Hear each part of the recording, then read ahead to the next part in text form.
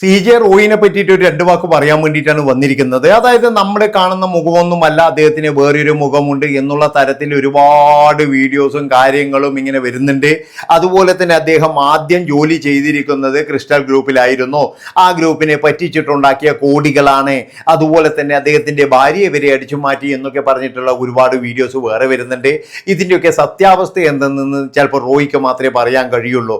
പിന്നെ പലതും എന്ന് പറഞ്ഞു കഴിഞ്ഞാൽ പല ആൾക്കാരോടും ഈ നമ്പൂരി ഭാര്യ പലതും പറഞ്ഞിട്ടുണ്ട് എന്നൊക്കെ പറഞ്ഞിട്ടും ഒരുപാട് ആൾക്കാർ വരുന്നുണ്ട്.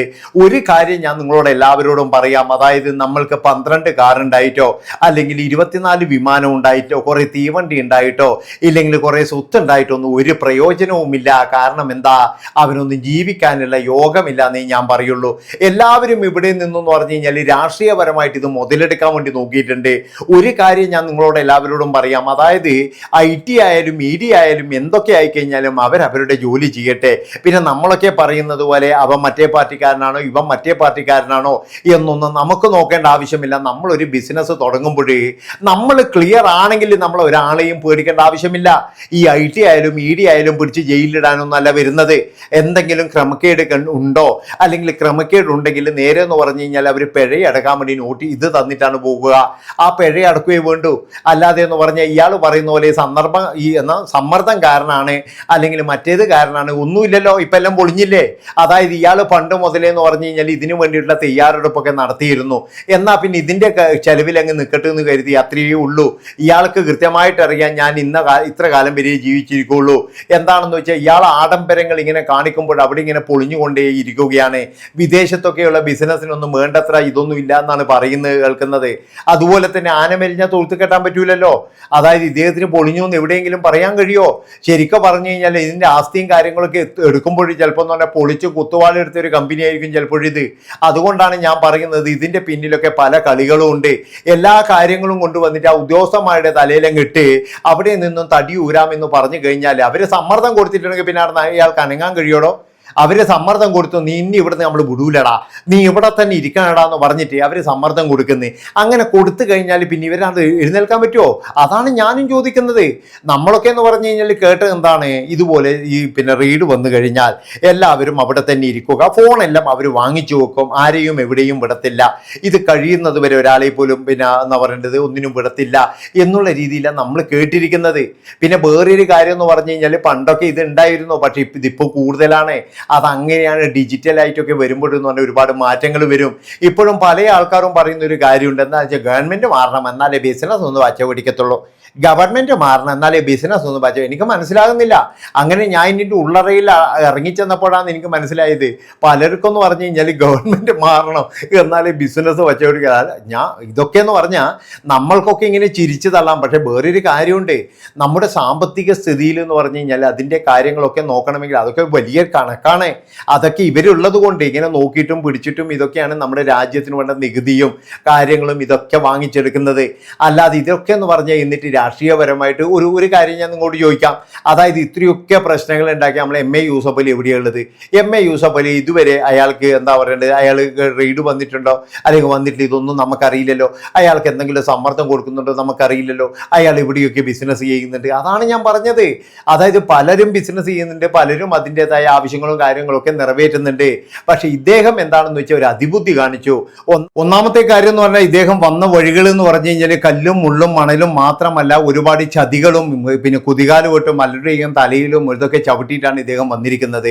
അതിൻ്റെയൊക്കെ പ്രശ്നങ്ങളും കാര്യങ്ങളൊക്കെ നല്ല രീതിയിൽ മാനസികപരമായിട്ട് ഇദ്ദേഹത്തിന് നല്ല രീതിയിൽ കിട്ടിക്കൊണ്ടിരിക്കുന്നുണ്ട്.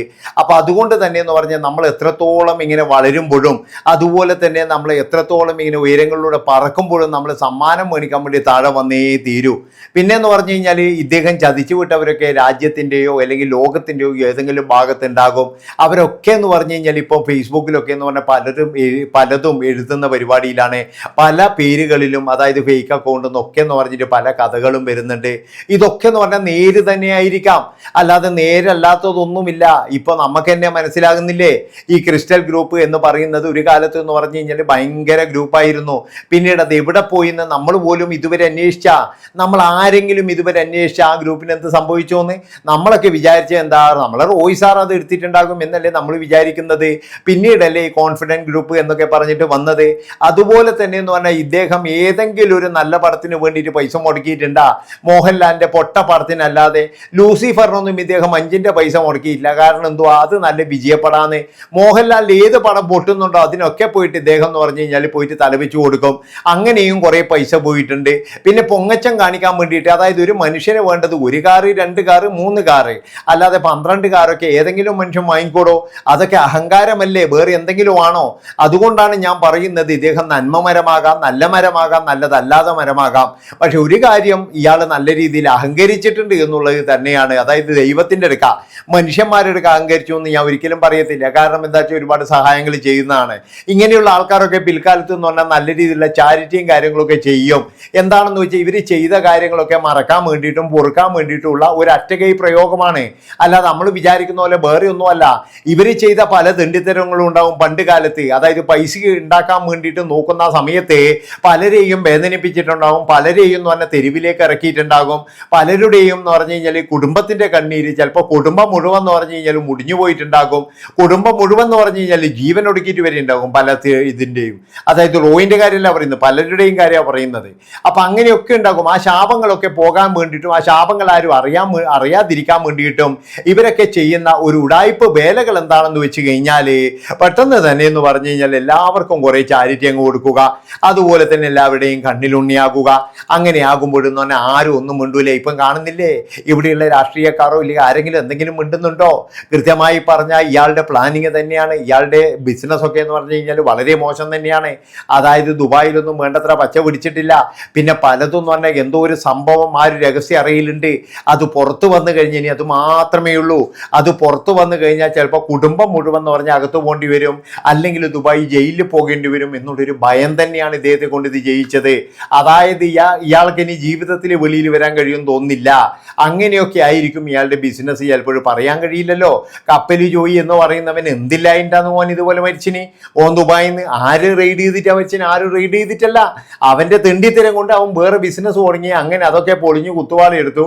പമ്പരമായതിൻ്റെ ഇപ്പൊ അവൻ അവിടുന്ന് എന്തോ ചെയ്തിയാണ്. അതാണ് നിങ്ങൾ മനസ്സിലാക്കേണ്ടത്. അപ്പൊ ഇങ്ങനെ ചതിച്ചും വഞ്ചിച്ചും കള്ള ഇതിൽ പൈസ ഉണ്ടാക്കിയാൽ ഒരു കാലത്തെന്ന് പറഞ്ഞാൽ അത് നിലനിൽക്കത്തില്ല.